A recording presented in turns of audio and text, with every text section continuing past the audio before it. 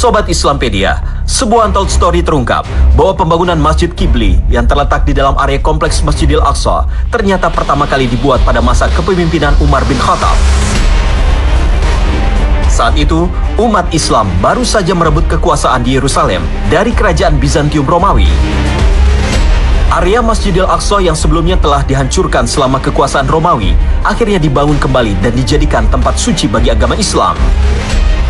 Sejak didirikan, kompleks Masjid Al-Aqsa mengalami beberapa kali renovasi dan perluasan, termasuk oleh dinasti Umayyah, Abbasiyah, dan Kekaisaran Ottoman.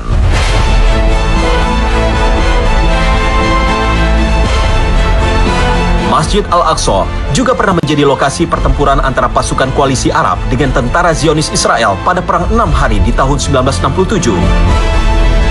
Tentara Zionis berhasil menduduki masjid suci ini hingga akhirnya dikembalikan kepada otoritas pengelola Masjid Al-Aqsa yang dikendalikan oleh Kerajaan Yordania hingga saat ini. Otoritas keuangan Kerajaan Yordania bahkan menyebut sejak tahun 1922, total biaya yang mereka keluarkan untuk melakukan perbajaan pada kompleks Al-Aqsa telah mencapai lebih dari 2,1 miliar dolar Amerika Serikat. Lalu, mengapa bangunan ini menjadi begitu spesial bagi umat Islam?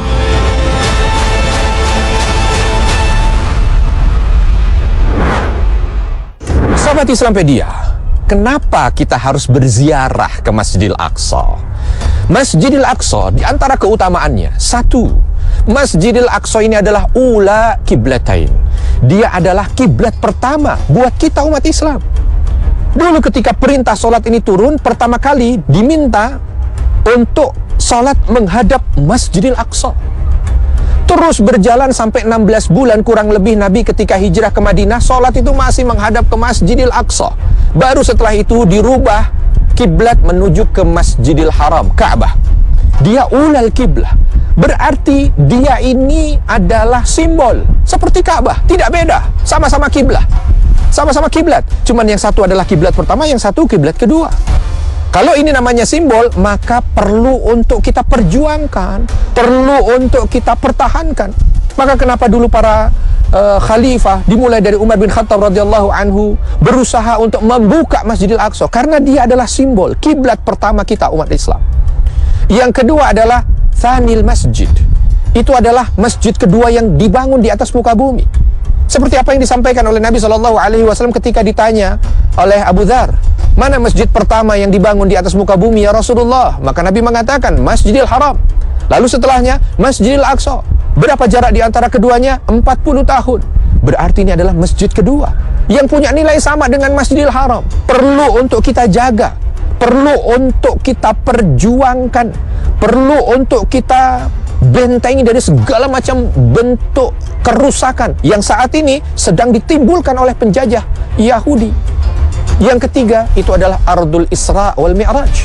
Itu adalah tanah di mana Nabi SAW ketika Isra dan Mi'raj menjadi tempat bertolak dari Masjidil Haram datang ke situ.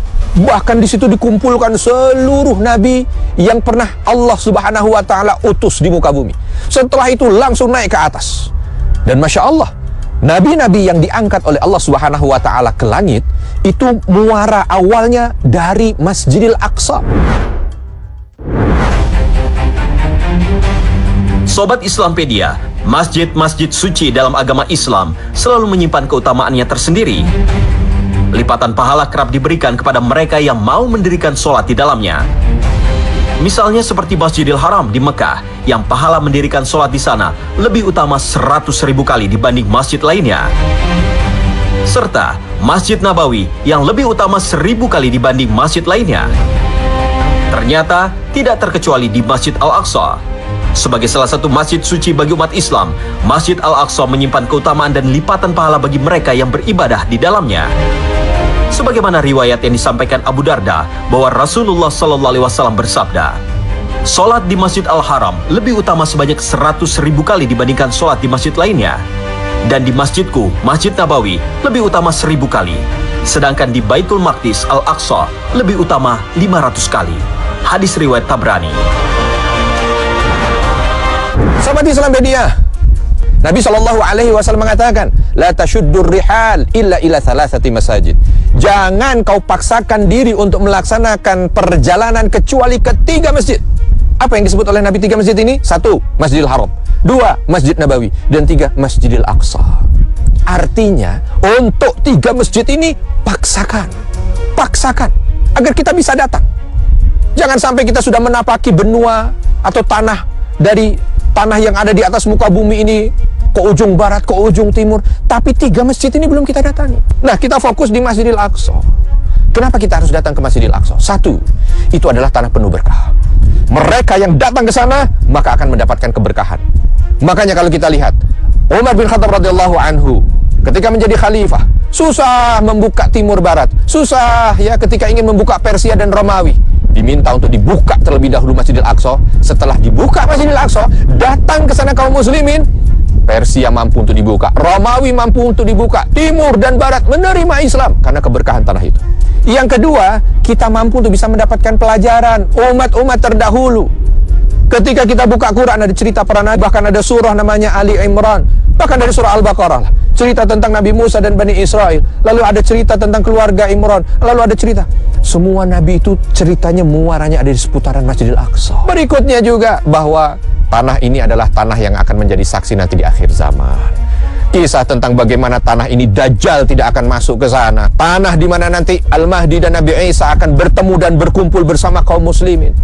Tanah di mana nanti Ya'juj dan Ma'juj akan datang juga ke sana. Maka kita menyadarkan seolah untuk diri kita harus ada persiapan yang kita siapkan untuk menghadapi kehidupan berikutnya. Cerdas beragama dengan Islampedia.